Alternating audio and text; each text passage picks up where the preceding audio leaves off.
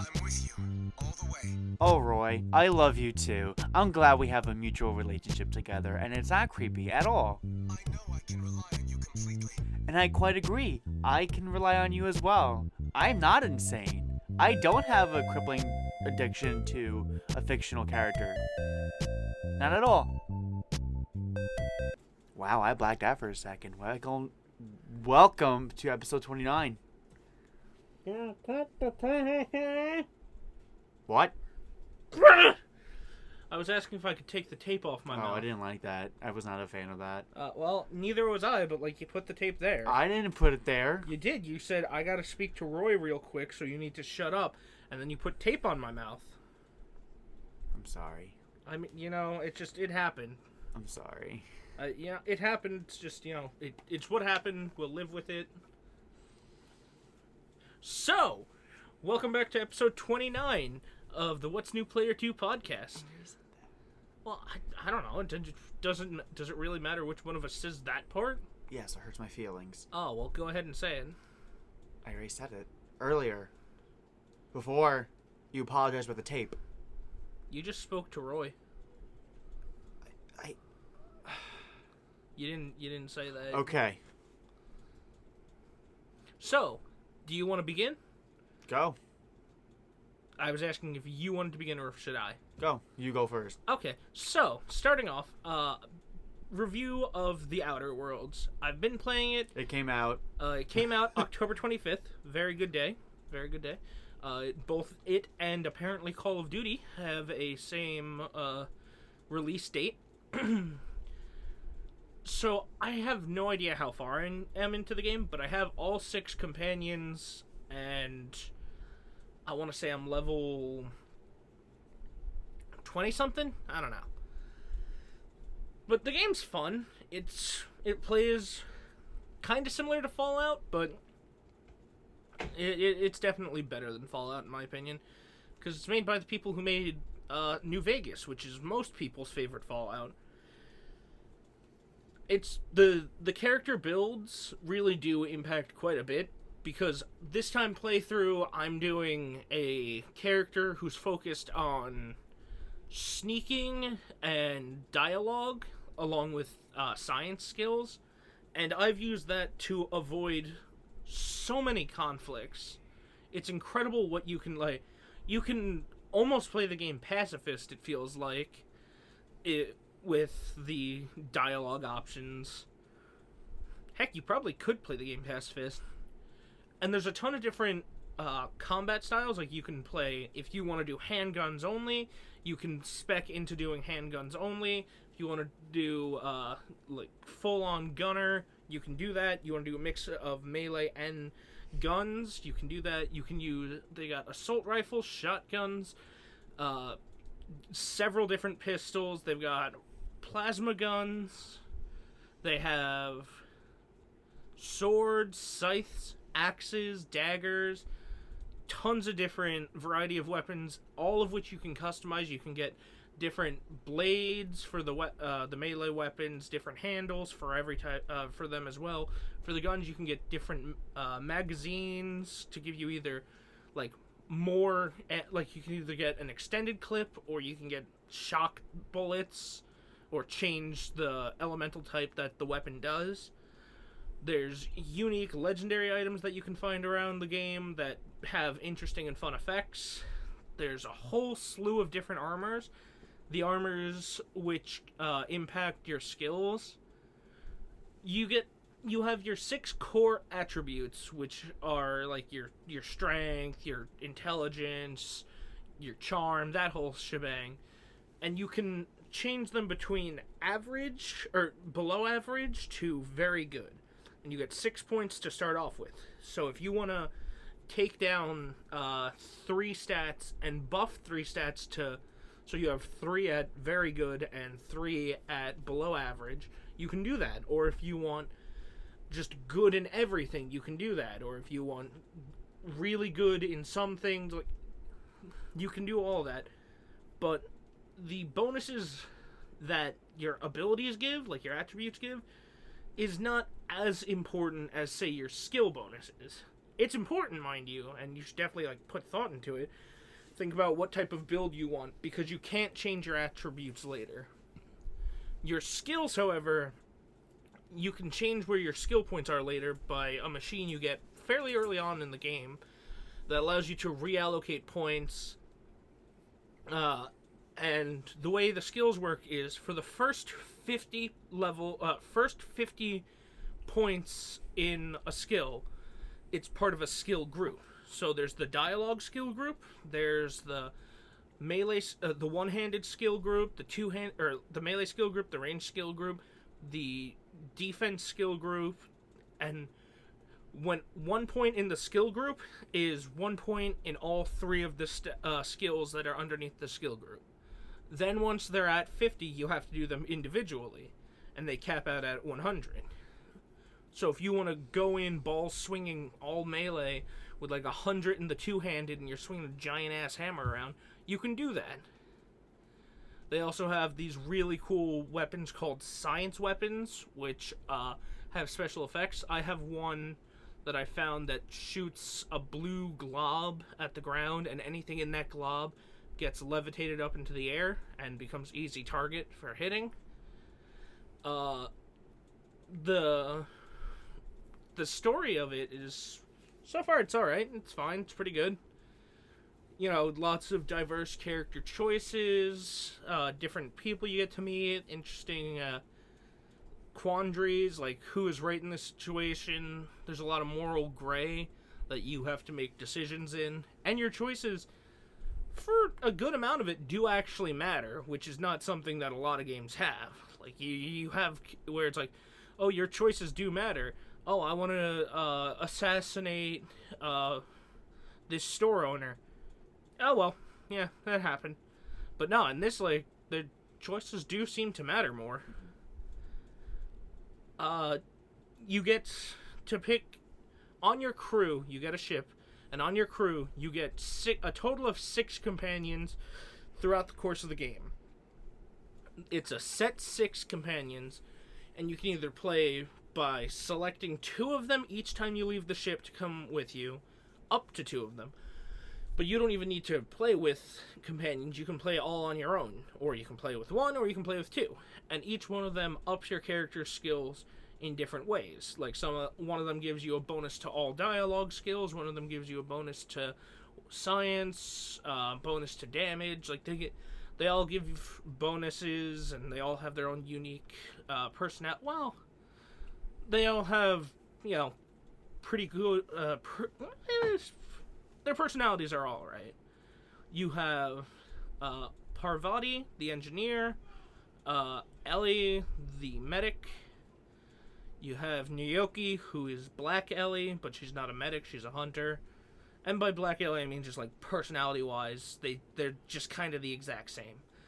You have Felix, who's like a ruffian, you know, like when you find him, he is recently getting fired for beating his boss with a baseball bat.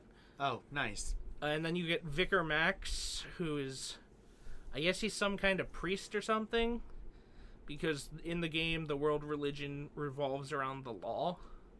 I don't know. Law is like by God, it's by law. And then you get the best companion, in my opinion, Sam. Is it a dog? No, It is well,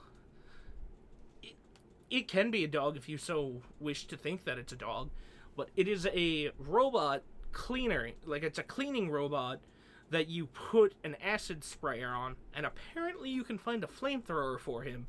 That's what he says anyways. And I love Sam so much. He is my favorite out of the companions. Quick run through. Parvati she's alright. Her side quests kinda just cause it seems like it comes out of nowhere. Otherwise, it's fine.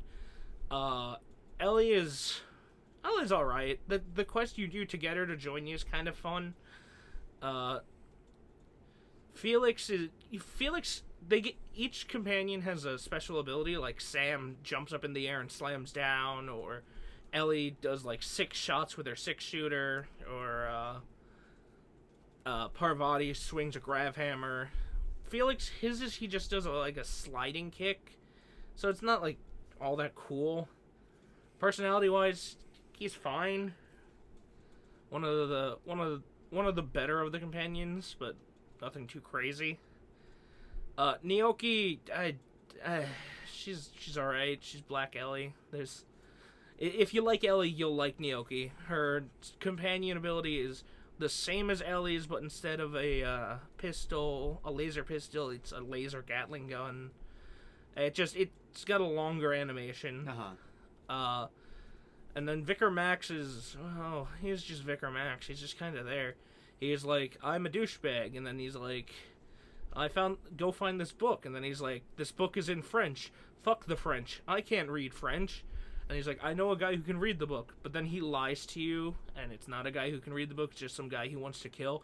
So you can tell him, listen here, you piece of shit. If you lie to me again, I'm gonna rip your fucking dick off. So, like, the companions, they're alright. Nothing too insane. I will say, the NPCs that you meet in the world, like the quest givers and the people you have to interact with, they're all pretty fun. They're all pretty nifty. Like, there's a black market information broker who's just a sweet old lady who offers you cookies, and she calls you dearie and sweetie, and it's so cute, but at the same time, she's also surrounded by armed guards. I mean, you gotta protect the old... You gotta protect... It's... That's part of the goal, distracted me. Anyway, yeah. It's definitely a fun game. I wish you could get different companions. Like, there's this one guy, Ash, who, he is a pilot, who some people pay him to give them a lift, and then the people trying to kill them pay him more to let them die. Okay. And then you have to go and, he doesn't tell you about that, he lies to you, and then he says, hey, go get a memento for me, and you pick it up, and then you can read data logs, and you can be like, yes, if your skills are high enough, you can be like, yeah, so that 100% is not a memento. You left those people to die. Yeah. And he goes, well, son of a bitch, you figure it out. So then he takes the thing from you, pulls out half the money that's in it, like half the bits, which is the currency, and he just gives them to you, and he goes, well, there you go, you get half of them. And then you can buy him a drink, and he'll tell you some fun stories. So you think the game? Do you think? I know this is always subjective, but you think that game is going to be worthy of a Game of the Year award? I haven't finished it, so I can't say. But it's. Do you think it has the makings of being one? I think because apparently I think it depends on the category. It's already a contender, which I think is weird because it just came out. So I mean. Best RPG? Possibly. Well, I don't know about RPG, but I was gonna say, like, I don't know, because in all honesty, yes. Am I biased? Hell yeah. But I definitely feel like Three Houses... Is that an RPG? Yeah, it's a strategy RPG. Huh. Well, I feel like that really could... I definitely think it, happen? Maybe. Because I know it's nominated, at least for a Game of the Year. I think Outer Worlds... It stands a chance in the right category. Okay. It is not a flawless game. No. But it is... There's a lot of those games aren't, though. It's a lot of fun when you have the dialogue options unlocked, to just go up to someone and say, I want to buy this, and they say, oh, that's 3,000 bits, and you say, I'm about to pinch your nipples till they bleed if you don't give me a cheaper price. And then they're like, alright, never mind, we're going to lower that price for you. Okay.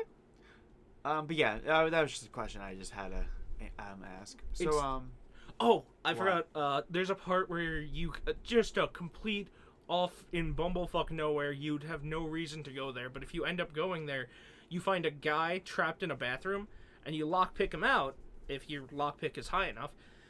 And he's like, I've been stuck in this shit-filled bathroom for insane amount of time, and he's like covered in his own shit because the ship malfunctioned. And then you can say to him, oh man, that sucks. Or you can say to him, give me money for letting you out. And he goes, really? You're gonna shake me down for money after I've been stuck in this shithole? And then I'm like, I could always put you back in there. And then he's like, alright, fine. Geez, what do you want, the shit-stained clothes off my back? And the options were no, or don't tempt me. I've been thinking about it, and I did that. And he goes, oh my god, you're so sick. So, like, the dialogue options are definitely plenty fun. You can be as much of a sassy bitch as you want. Uh-huh. That's good. Oh, also, the time slowdown is much better than VATS. No matter, get at me. It's better than VATS. The two people will get at you just because you asked them. Well, like, Fallout has VATS. Where I know. No, I know the targeting system. Yeah. The slowdown time is so much better because you aim at the time slows down. You get to aim at the enemies. If you aim at specific spots, the option for blind, maim, cripple, or execute will come up, and that'll determine what the effect is. And that's super useful. Oh, I forgot to mention flaws. So, you know how in most games, if you jump off a cliff 30 times, you've jumped off a cliff 30 times? Yeah. Well, in the Outer Worlds, if you jump off a cliff 30 times, at some point it's going to say, do you want to accept this flaw? And it'll be like, broken leg. You jump off a cliff way too many times. Okay. So you get a slightly reduced movement speed in exchange for a perk point. Oh, that's interesting. Yeah, it really, you can you can add or remove flaws to your character. Well, no, not remove. You can either accept or decline flaws when they pop up, and they give you more perk points for minor debuffs. Like I took one where I kept getting attacked by Mantis. Okay. So it's like whenever you're in a combat with a Mantis, you kind of freak out a little bit because you're afraid of them. Uh-huh. And I was like, screw it, let me do that. So. Okay. Some of them are worse than others. Of course, but what can you do? Anyway. So Bayonetta is 10 years old now. I feel old. Woo! Only 8 more until she's bangable.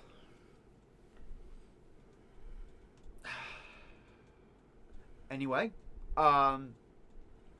so Platinum Games actually celebrated her 10-year anniversary yesterday by releasing no information about Bayonetta 3, mind you. This would have been the perfect time to talk more about it, or of any kind, but nothing, just more blog posts and stuff. But they made this kick-ass fucking, now I need to get it up on my computer, this sick-ass artwork of, come on, I'm gonna get it, because I need to show Jay.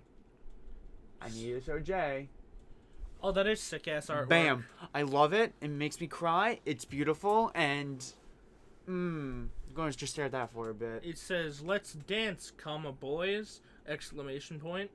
Or, I'm sorry, there's an apostrophe S in let's. And then it says, 2019, 10/29. And it says, 10th anniversary. Oh, it's like it's mirrored. That's why Yeah. But wait, why is the only thing that's mirrored the 2019? Because 10/29, they can fuck around with it. That's why. Okay. Um. Oh, wait, not 2019. Okay, never mind. Then wait, what's the significance of 10/29? That's the day it came out in Japan. Oh, okay. So yeah, this obviously not actually, but this perfection of a game has been out for 10 years now. They drew her with bigger tits than normal. Well, that's also the angle in the outfit. No, those are bigger tits than normal. Okay. Anyway, so to celebrate the occasion, Platinum Games has talked about a lot of merchandise finally centered around Bayonetta. Most of it I'm fine with. I'm pumped she's getting a Nendoroid. That's one thing that they talked about, and I'm like, I need it. There's no actual pictures of the Nendoroid itself, but I want it. I like Nendoroids. They're pretty high quality. And they're cute. They're also not bulbous like Pops. No, they have eyes. They have a face.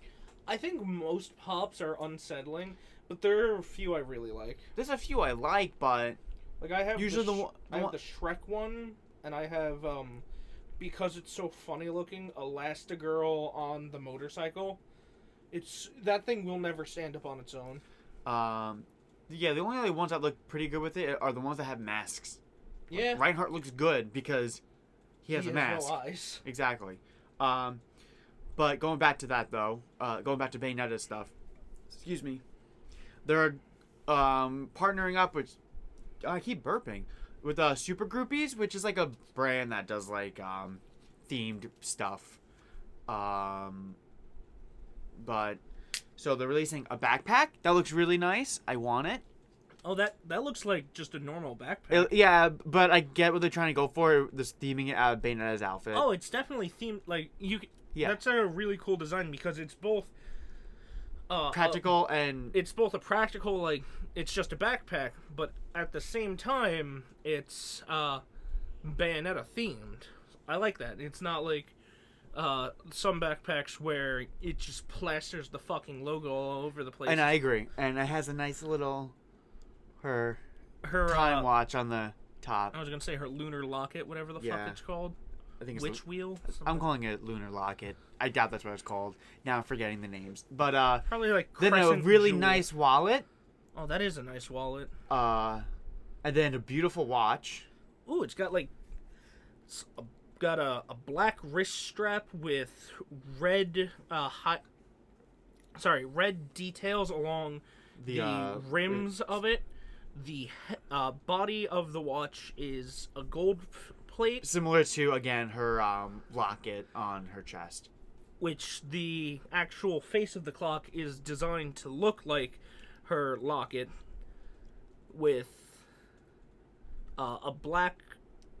Sorry, the face of the clock. The numbers are Roman numeral gold on a black backdrop. Towards the center, a more intricate design to look like her chest piece, whatever it's called, lunar locket. Whatever it is. I mean, you can always look it up too. It's really nice. It's very nice to watch. The only thing that I am... Oh, wait, is it extra? It looks like it's like extra padded on the inside of the Probably wrist is. strap. Well, That's I wish, actually. I wish I didn't quality have watch. this. Otherwise, I would probably get this. That's a quality watch. But the one thing is that the watch, I understood it would be a lot of money. It's roughly $300. Okay, I get it. Well, then if it's $300, then we know that's not gold paint. No. That's actual, like that's. The only thing I don't like is the backpack is like $140. I need to know the volumes of the backpack. But this one I don't like at all. The wallet is $118. The wallet? What's the point of having a wallet when your money's gonna be gone by the time you get it? Well, even that, like, sure, it's a nice looking wallet, but not $100. No, that's not even that. That could be like a $30, $40. Not even $40. But it, like, again, really nice design, but it's a simplistic design. yeah, it's nothing major. It's a stark black wallet with a diagonal red line through the center of the front, and next to that, on the left of that diagonal red line, is a golden chain. It's just basically it's nothing that special in all honesty. Yeah, no, it really that's not worth 100. The biggest thing that I really like out of this entire merchandise thing, will I be able to afford it? No, I'm not gonna get it. Definitely not. Do I want it? Yeah. Replicas of her Scarborough Fair, and I really want it. What are those, like $600? They don't have a price, so it's gonna be a lot. Oh Jesus! But those are highly detailed. they're replicas. highly detailed. They're pretty I want as to know if shit. you can pull back the hammer. I would love if we could do that. I slightly wish they had like a version to where you could put it on your feet, because I mean, who knows? Someone will probably figure out a way to do it. I would hope so. But these are just beautiful. I love them. Like I love Love is Blue is probably still kind of my favorite out of the two. Because it's blue. It just looks nice. But can't go wrong with the classics, and it looks fucking downright gorgeous. And the last thing that they were talking about.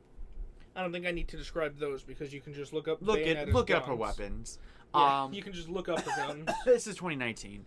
And the last thing that I like, they made a 10th anniversary logo. Oh, that's beautiful. I didn't even see the 10th until like I looked in the butterfly wing. Oh wow. Yeah. So if I had to talk about Bayonetta again, what would I have to say about it? For me personally, it's definitely one of my probably one of the most influential games in my life for multiple reasons. Combat is super fun and snappy. Characters are great. Story's entertaining. Bayonetta herself is just fucking great. She's funny. She's kick-ass. She's sassy. All around a really fun game and franchise. Yeah. Bayonetta, I really don't know what else to say about the game that I probably haven't said about it already. It's quality. It's quality. It's quality, and I love it. I'm glad it's been around for 10 years already, disgustingly. And I do hope that Bayonetta 3 is another quality title like the first two, and hopefully we get a release date for it. I can't wait to see what she'll look like. As in yeah, and I want to know what she's going to look like. I want a trailer. It's been almost 2 years. Honest, I kind of hope she has longer hair. They need to. I wasn't a fan of the cone head, but I don't like the pixie cut. Oh, see, that was my thing. I was alright with the cone head, but the pixie cut I love a lot. I like Jun's hair in the second game. Oh, see, I like Jun's hair in the first game, but I don't mind. I don't like the pixie cut. I don't mind her second game. I don't mind how she looks in the second one, but wait, in the second one, does she have the long hair? The long ass hair. Yeah. Yeah, they literally swapped. Yeah, I don't like pixie haircuts. The only person I think can pull those off is Pink, and that's because that's Pink. That's her hairstyle. No one else can fight me on that. All right, that's fair. I'm just not a fan of the pixie hairstyle. No, I understand that. Bayonetta's outfits, which one you like better, 1 or 2? Oh god, that's a tough one. I'll say 2. Yeah, I mean, both of them creep me out because it's all well, hair. But, I understand that, but I'm saying, like, honestly, in an aesthetic. Yeah, besides the fact that they're all made out of fucking hair, 2. Yeah, no, I love 2. There's a lot of things I love about 2, but 1 still has a fuck ton of great things. Yeah. Didn't 1 have the mission with the mech suit? That was 2. That was 2? That was 2. Huh. I wonder why I thought that was in 1. No, it's okay. Yeah, I think the only other thing I could really talk about with Bayonetta besides that, it definitely, like, it has a lot of inside jokes I have now with it that I love, and I love the music. I think that's really all I have to say. Happy birthday, Bayonetta. I love you. Speaking of love, Persona 5 Royal came out in Japan today, and now I gotta get off the internet because people are gonna be spoiling it. Spoiling it? I don't know why I'm saying that weird tonight. You said spoilering it. Spoilering. I'm tired. It's spoiling. Spoiling. I don't know why. Whatever. God, now I don't know what words are. But words are personification. Okay, smartass. That's not even half true. I don't care. Personification means giving human-like qualities to inhuman objects. I know what personification means. I'm just saying. I know what persona means. Shoot self in head. No, I'm not making that joke. No, I am. But I know. So, that game came out in Japan now. We're not getting it until spring. Or, really? Yeah. I thought they were done with the whole Japan first, the rest of the world 70 years from now. Well, this is a lot. They're adding a lot more shit to this game. So they had to add, they have to translate the new parts. They have to dub them. They have to redub any other new parts. And, yeah. I'm just surprised because a lot of companies have been doing just worldwide releases to make life easy. But Atlas is weird. I'll just say that. That's true. Atlas they haven't given us another Oculus Trip game. Atlas. Oh yeah, that was Atlas. Yes. Oh, I thought it was Marvelous. No, I think it's Atlas. Okay. Marvelous to center on. Okay. I mean, Atlas and Marvelous might have been working on maybe Oculus. But yeah. So Persona 5 Royal came out. Slight inklings of the story and spoilers have been coming out, but the only thing that I saw from a headline that I'm excited about, and that's probably the only spoiler I kind of want to know about, you can finally give gifts to your male companions. The only spoiler I didn't like that I found out about Royals was that Bakugo dies. Yeah. It's real sad. Although, on that topic, I won't say it, but I did apparently learn possibly a huge, decently sized My Hero Academia manga spoiler because 4chan, someone just posted it at random. Oh, well, that's shitty. Anyway, I'm excited about that because since they still dicked us over on having a female protagonist in Persona 5, this better mean I can fucking give gifts to the men and I can date them. Let me date fucking Ryuji. You cowards. Give me fucking a dateable Ryuji. Is that all you had to say about Persona? That's all I say because I'm not trying to spoil anything else aside from the song. It's kick ass. So, I don't know when this dropped, but Pokemon Sword and Shield got a new trailer where they said, where they started off with a bunch of different Pokemon running through a forest, all running towards the central area, and they start off in the Game Boy style, like, of the first generation.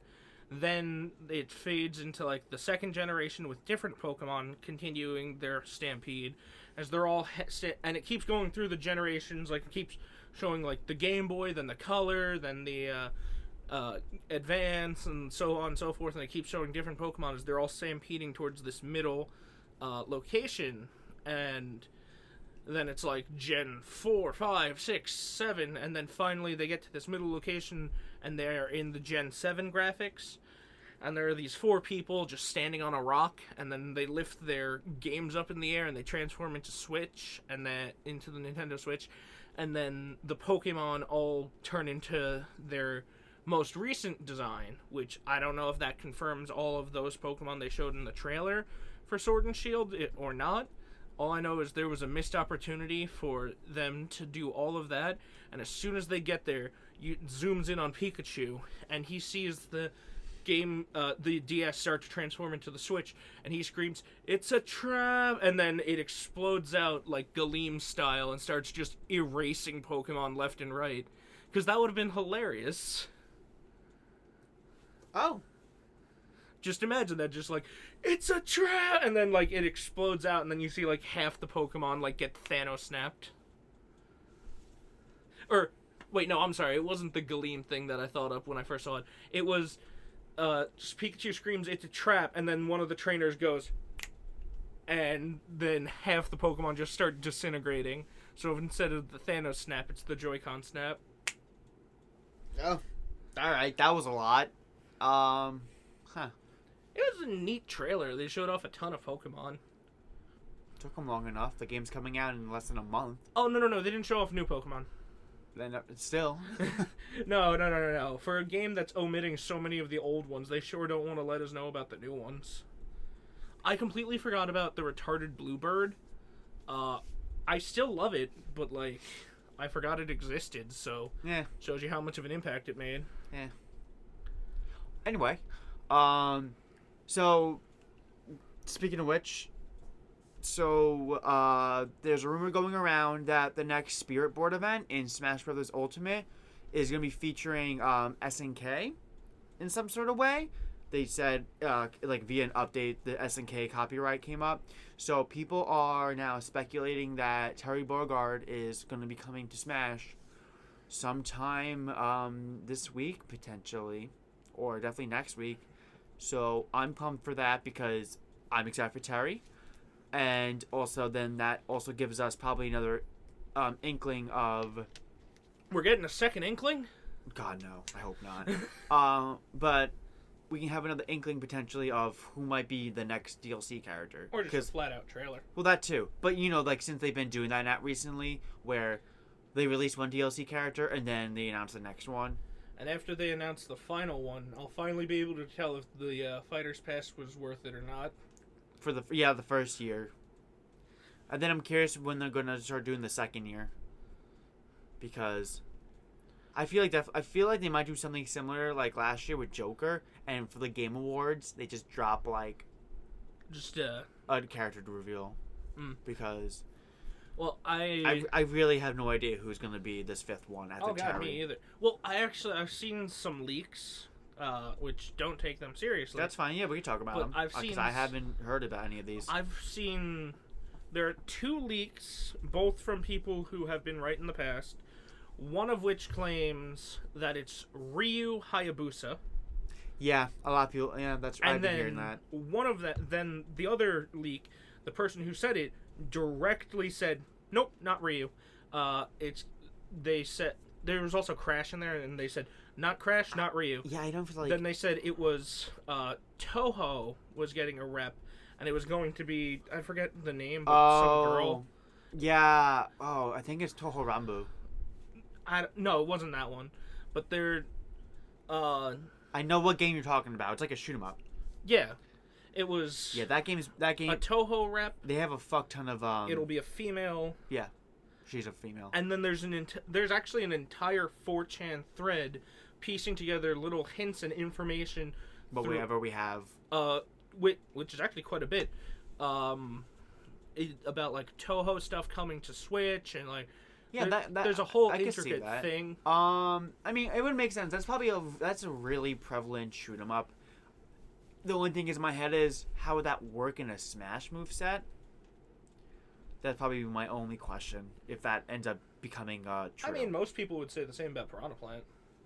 Yeah, but Piranha Plant these kind of make. I guess I don't know. I feel like a strictly Sakurai looks at the pea brains of the world and goes, "Ha, oh, time to go play Smash Bros with Toby Fox again." Bring him to my house, my actual house, not a. Toby Fox and me had a sleepover. We both wear pajamas. He wore Nest pajamas. I wore Sans pajamas. We were up all night talking about video games. We talked about our video game crushes. Imagine mine's Marth. Sakurai's like, my video game crush is a Bowser. No, it'd be Marth because that's why he likes all the Fire Emblem characters. I saw a meme where it was like, can they make a fighting game where it's all Fire Emblem characters? I really want them to do that. And some said they have. It's called Super Smash Bros. Ultimate. Although, you know what would be neat? They're the most fun for me. I mean, that's fair. You know what I think would be neat? And I know people will disagree with me, but I kind of want another Pokemon character just because I don't like most of the Pokemon characters in there. But who would they add that won't be probably Sword and Shield? Well, if it's not a Sword and Shield character, I don't know. I'd want them to add something unique. Like, I don't know, Sceptile maybe? Although he'd be too similar to Greninja. I don't know. I feel like that's the only thing with Pokemon. It's kind of hard at this point.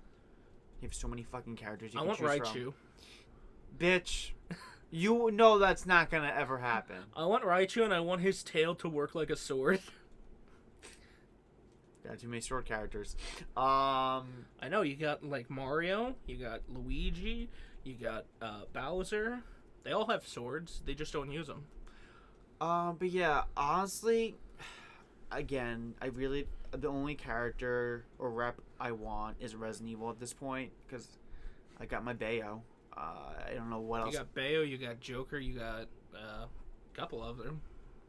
Simon and Richter, Daisy. I mean, you play her more than Peach now. I do. I think just because I just like doing her taunts because they're funnier. Fair enough. I could piss people off with that more than just her la la la la la is so pretty. God, we infuriating. just got possessed by some blonde bitch. Yeah, we got possessed by basic bitch syndrome. But yeah, there's a fuck ton of characters that I can think of. But I'm trying to think. Oh, so I've been watching JoJo's Bizarre Adventure now again. You know, for like the second time because I've been slowly on and off with that. So I got through part 1 of JoJo, basically the whole beginning of that entire series. The fights were fun. I really enjoyed them. The only thing I'm kind of shocked with is that the violence is blacked out a lot, and I'm trying to see and find if there are any other versions of the show that don't have that censoring, or if that's just how the show is. Because I find it kind of odd how a lot of that's just cut out. And I'm not even like I'm watching it on, TV. I'm watching it through Netflix, which surprises me even more because I feel like Netflix would get the finalized version of that anime without all the cuts and or censoring. But it's because it's weird. They like black things out, and like when Dio shoved like his fingers into Jonathan's fucking trachea or not trachea, his like fucking neck, and like they literally just had like a black on like his fingers and like his actual neck. I'm like, this is just kind of stupid looking, and like I was just kind of shocked at one of the bigger things in JoJo's Bizarre Adventure. They kind of block out a bit, but I mean, otherwise, so after the Jonathan arc, I mean, Jonathan's a good boy. I think that's really all I had to say about him as a character. Dio is really fun to watch. I definitely have no complaints about him. And then I just got up to Battle Tendencies, which is not Battle Tendencies. Oh wait, no, yeah, Battle Tendencies. Jesus Christ, which is part 2, and now it focuses on actual. You were expecting no interruption, but it was me, Dio, all along. Okay. But now it's focusing on Joseph Joestar, you know, I like JoJo. Joseph. Yeah, Joseph. So far I like him. He is actually voiced by Caspar. So a little bit of affinity there, but yeah. I mean, as of right now, I'll still be honest. It's a fun show. I still do not understand how it's such a phenomenon with the memes and just how lauded it is. I think that's really all I have to say about that, honestly, because I don't know, everything else with the show is just like kind of fine. Like nothing I feel like stands out. I know some people might probably be like, well, part 3 or part 4 are where it really gets, you know, crazy. I think the thing people like about it is the fact that the fights aren't your typical shonen fights. They're about figuring out what your enemy's stand does. No, stands aren't introduced yet. No, they're not introduced yet. I don't think that's till part 3. So I'm not even up to that yet. I'm still up to like kind of basic anime tropes, honestly. I'm not gonna lie, because everything's everything in that show right now is still pretty basic. When it comes to fight wise, it's fun.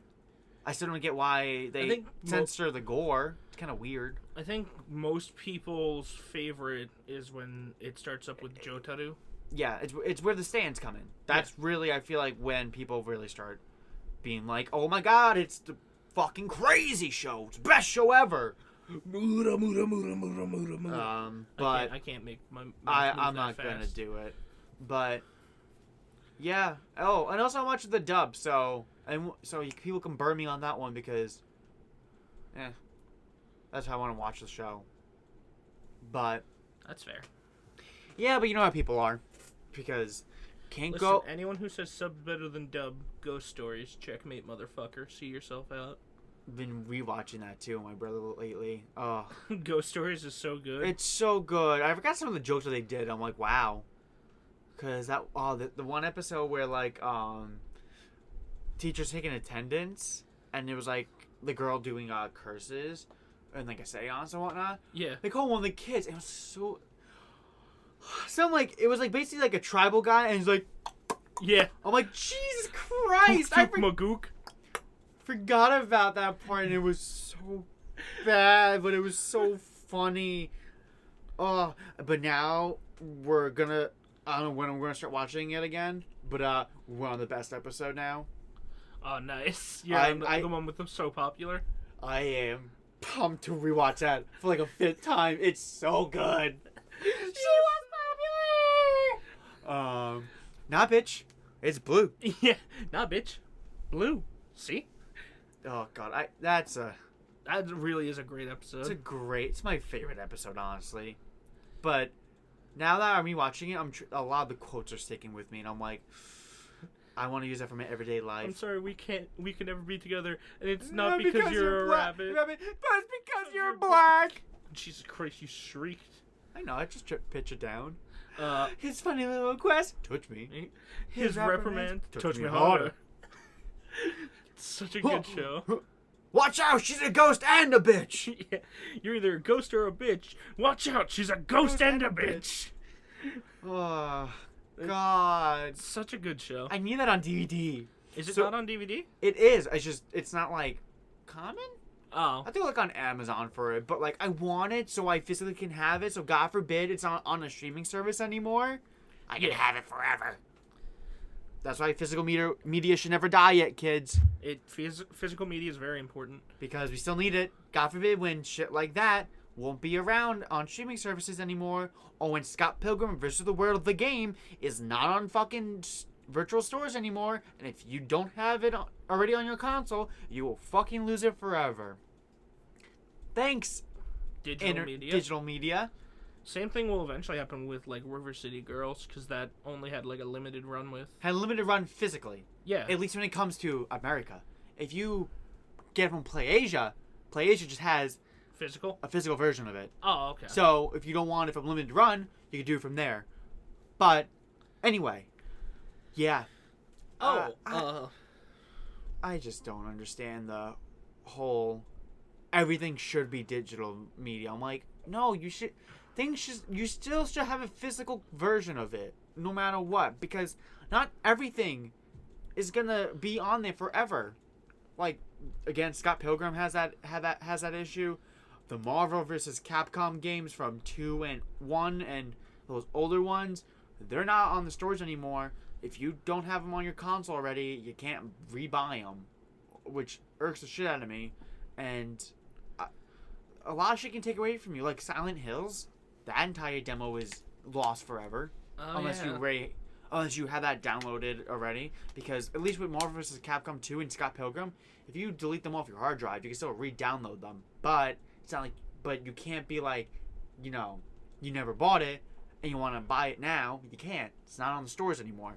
And I just hate people that think digital media isn't wanting just strictly digital media. Is it easier and convenient? Yeah, but is it the go-to? No, it shouldn't be. No, not at all. But that's why, unfortunately, places like GameStop, for instance, are going probably down very soon because no one's buying physical games in stores anymore. Everyone's either lazily just doing digital downloads of the games or Amazon. But even Amazon's kind of weird with it.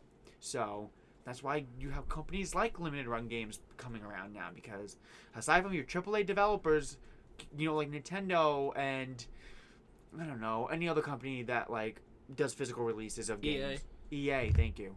I don't know why I can't think of that. Activision. All those big companies. They're the only ones that will still give you physical media for your games. But otherwise, a lot of other studios don't do it anymore. No, because they can't afford it. Or they don't. Or they want to save. They want to save money, which I get it, but it should not be the end all be all. It should have still a decent, happy medium between the two, because which especially with technology where we are now, I still feel like we don't have, we shouldn't just strictly rely on having everything digital. We really should still have a, again, just a happy medium of physical and digital. Yeah, have them for whoever wants. So off topic, but you finally beat Borderlands 3. Oh, right. So now you can talk about the critically acclaimed literary masterpiece that is Borderlands 3. Spoilers coming ahead. Lilith losing her powers was fucking retarded. It was so fucking retarded. Your character is standing right there. And she's just standing there. I hate that in the cutscenes. In all of the cutscenes, when your character is 5 feet away from them, you don't even think to go, shoot once. That's the most annoying thing. Because, your character is there and then just disappears when That's why the other two games didn't have that much cutscenes like that. They had a few, but most of it was just those character introductions. And now, since those character introductions weren't really there that much, they were trying to make him look more pretty, and it wasn't there.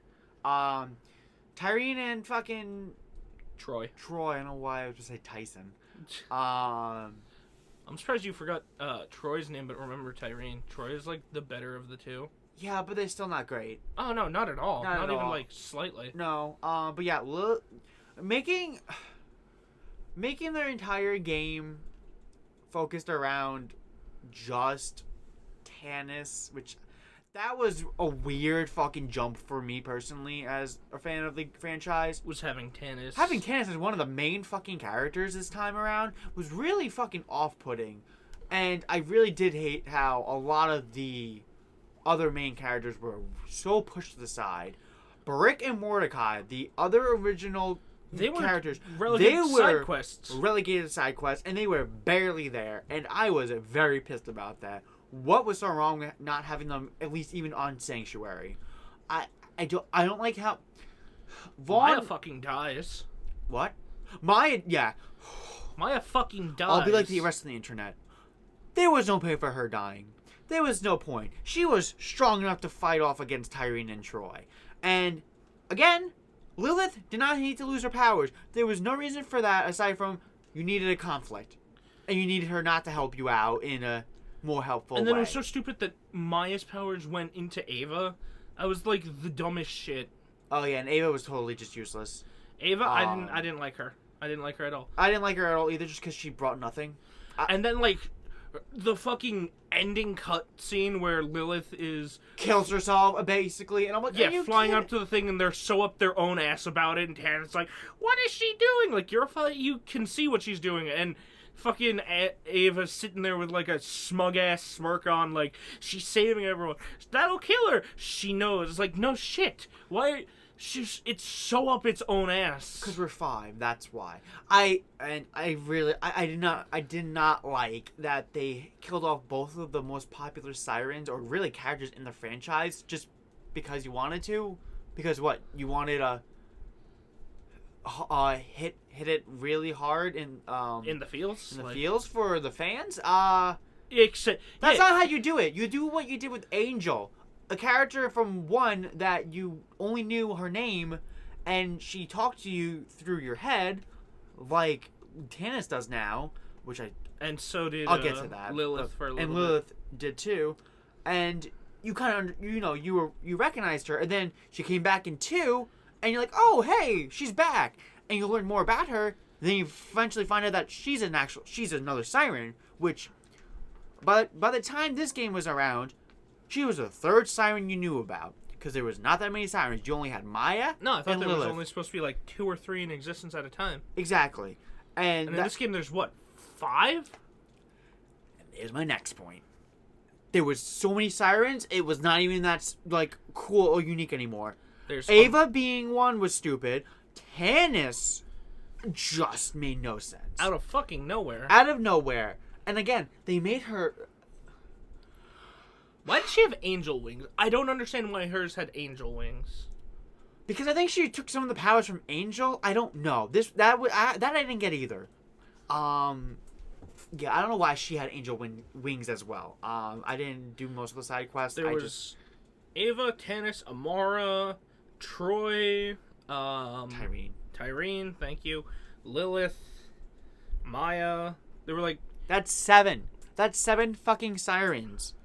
And that's only been, technically, if you don't count pre-sequel, that's only 1 whole game later. From a game that only had 3. I don't even think pre-sequel had a siren. That's what I'm saying. Who, So... No, it it didn't. It Wilhelm, didn't. Misha, Claptrap, And Athena. No, they it didn't have a siren. That's what I'm saying, though. 3 sirens. To 7? 7. That's a That's big more than doubling jump. it. That's a big jump for just killing off 2, making 4 new ones, 2 of them being throwaways, and 1 really not needing to be there. It didn't make being a siren special. It didn't. They killed. It didn't. It was so weird that they killed Maya, because I know they had to take her powers away to give Troy his own fucking powers. Fine. I get But that. why did it kill her? Yeah, it killed her in the most, like, unclimactic and shitty way for the most popular character in Borderlands 2, especially the most picked character in Borderlands 2, next to fucking Zero. And clearly, that shows because who were the only 2 main characters from Borderlands 2 to show back up in 3? Zero and Maya. Zero and Maya. As a Commando fan, I am fucking offended. I know Axton shows up on a poster somewhere As a spray. as a spray. Or a skin. Excuse me. A skin for, Gunner's Iron Bear. Thank you. I was forgetting Iron Bear's name. And Salvador is not mentioned. Krieg is only mentioned in Echoes, and Gage is not even existing. yeah, So,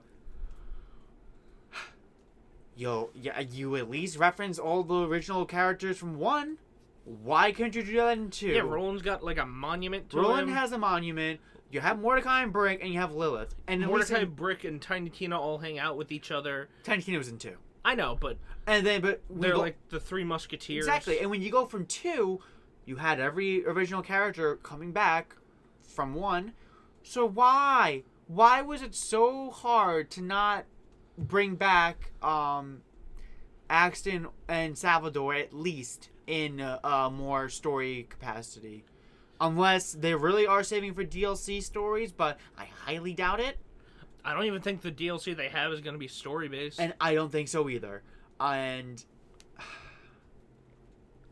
like, in all honesty, fan service-wise and, like, story-wise, it's abysmal. The game is abysmal with that. I'll be completely honest. Oh, God, yeah. Especially coming from the first one. It really kind of hurts. I'll be honest. I don't like the writing style of Borderlands, period. But 3 was noticeably worse. It was bad. There was really no good one-liners. Nothing really was that memorable in a good way. Did you play 2 fully through or no? I played 2 up till Sanctuary took flight, and then my cousin, so you were like halfway. Then my cousin stopped playing it with me, so I was just like, all right. I probably should eventually go back to that for you. I beat pre-sequel all the way through. Yes, you did. That's the one I have not done. 2, I was trying to, level up to catch up to you guys, and I saw the huge gap, and I was like, I'm gonna wait for 3. I played that game. We played that a shit ton. That's also unfortunately why. And I don't remember what character I had that was close to your level. And they had a lot more like spares. I didn't. 1, I played the first 3 missions as Mordecai, but I just don't like the writing. Yeah, I don't like the writing style. No, I totally get that. I don't like their whole like quippy, oh yeah, everything's so badass writing style. I know, and that's totally fair. Also, I don't like the fact that sirens are only powerful out of your control. Like Lilith being able to teleport an entire fucking planet, or like Troy or Maya being able to like phase lock a shit ton of stuff only when they're not in your control. Nope, because otherwise you can only phase lock enemies. I know it's for balance, but there should be like at least one part where you get to. I agree. Yeah, there should be like a specific part where a character can have like an overpowered moment. Yeah, in some sort of fashion. But like, aside from like all of that, and there's a lot of characters they also. Oh, the only thing I also hated. I liked Vaughn in Tales from the Borderlands, but holy shit, he had too much of a big role in the game, and I just stopped liking Vaughn, and I'm like, I didn't like him when I first met him. I couldn't stand him. The moment he called me bro, I was like, oh my god, he's one of these. And Reese in the game was weird. He was just weird in a whole hodgepodge kind of way, because the evil mustache looked really bad. I did like the fact that you could tell him to get rid of it. I did too. But they made him more of a coward than he really actually was from Tales of the Borderlands. Like he was chicken shit, but like not to the point the way they made him. And then the whole debacle with changing his voice actor because Randy Pitchford's weird and Troy Baker have a weird. It's a weird thing. Like I'm happy Ray Chase was his replacement because at least I love Ray Chase, but the way they approach Reese in general is really fucking odd. They didn't even mention Fiona at all, so I was surprised about that. But yeah. But aside from all of that, and I also those fucking technical issues that Borderlands 3 somehow has, the gameplay is fun as shit. The gameplay is the best in the series. Definitely saved that game, because otherwise that game would have been so much more disappointing. It would have been like Dead on Arrival. It would have been. It definitely would have been Dead on Arrival, and definitely not I mean, I didn't buy it myself, but I wouldn't have gotten it. I love Borderlands, but if the gameplay was not solid as it is, the gameplay is so fucking solid. It's solid. It's solid. It's satisfying. It's fun. As long as the game doesn't crash on you or drop in frames, it's fun as shit. It really is probably the height of gameplay. It is. Oh no, it definitely is. Going from all of them, it's literally the best. Yeah, and also, just before we finish with that topic of how good it is, the credit song. The fucking credit song. Let's. So, after Lilith basically supposedly people say kill herself, because she's the Firehawk, the credit song that they picked, like a 12-year-old making an AMV, picked "Girl on Fire" by fucking Alicia Keys, because get it, she's the Firehawk, and she lit herself on fire to save everyone, and she's a girl, so because this girl's on fire, so let's use that song. It's so fucking as our bad. fucking credit theme. It's such a bad ending credit choice. Our friend said the only good part of the credits was the fact that Hammerlock and the Jacobs got married. Which is that's sweet. probably the only other thing I will say about at least Borderlands as a whole. As much as It's woke, dog. I don't want to go that far. Definitely wouldn't go that far saying it's woke. But their inclusion of other kinds, of other types of people, it's still been very good in all honesty, because Hamlock being gay definitely didn't feel forced. No, not even in the slightest. Which is they- weird because and they a lot didn't- of game companies can't handle that. No. And his entire relationship with Winnie, I know that was his nickname for him, so I'm gonna call him that. I thought it was fine. They really also didn't make a big deal about it, which is another thing I always like, because I do kind of hate when games in general make a big deal, oh, hey, look, guys, we have a gay representation for you in this game. Here. Even Outer Worlds, the thing with Parvati felt kind of forced. So, and also Mose is supposedly gay for Amara. Yeah. That felt a little what? Felt weird, but it's weird, but it's not... Not out of place, I guess. It's not really out of place, or definitely not... I don't know. But, I don't know. I feel like their inclusion for other kinds of communities I think like Gearbox that, does a good job they with that. still do a good job on it, and I'm okay with at least that part of them. Also, Eden 6 was the only really Good part about the game. Yeah, The story finale was fun, though. The finale was fun, but story-wise, Eden 6 is... Oh, I'm not... Yeah. No, 86 was the best part of the whole game as a whole, but the finale was at least fun. Finale was pretty fun. But I will definitely say, our friend said Troy should have been the final boss. Yeah. He really should. Troy should have been the final boss. Yeah. Tyreen fucking was annoying. I mean, they had to make sure there was no frickin' plot twist. They had to, pretend that there was plot twist. Like when Troy starts zapping power from Tyreen, I was like, huh. In all honesty, I thought Tyreen was going to end up killing Troy, and then he was going to be the final boss. And then she was going to be the final boss. And then Troy dies and Tyreen lives. And I was like, oh, so she still is the final boss, but we kill Troy. Okay. And then when fucking Typhon DeLeon goes, I had kids. I go, oh, yeah, that was something I didn't like. I'm like, really? You had to make this, create this new character just to connect them to the story, and I'm like, fine. Although, had I played the first and the second one all the way through and found out that they never mentioned Typhon DeLeon, because I didn't know they never mentioned him. Oh, no, they never did. I didn't know they never mentioned him until 3. But if I had known that, and they were like, oh, and how much the Calypsos talked about family, I would have been like, Typhon DeLeon's the dad. I knew that, getting through it, I'm like, oh, this is fucking annoying. And then, as soon as I met him, I was like, as soon as I put that together, I was like, oh, she's gonna kill him. He's gonna do something stupid. He was another one that died very anticlimactically. Yeah, he was like, I'm sorry, Starlight, and he tries to blow up Tyreen. And she's like, no, explosion is now yours, Dad. Apparently, Sirens could do that. Yeah, I guess she used fucking Lilith's teleportation powers. Which, because that makes sense. Teleportation means... Or, because I don't think she got She phase didn't lock. take Maya. No. That was Troy. Yeah, and then Ava got it once we killed. And Troy Troy. didn't have that. Troy didn't die yet at that point. So therefore, she wouldn't have Azeloth. No, when Typhon tries to blow... Troy's dead when Typhon tries to blow himself up. No? Yeah, he is. Is he? Yeah. Troy's dead, and that's when she's opening the vault, I think.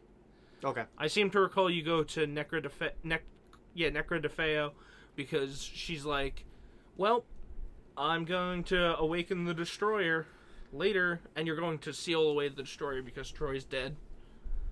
But yeah, that was a... You have anything else to talk about? Because honestly, I think I'm a little exhausted from Borderlands talk now, because that game gets me frustrated immensely. No,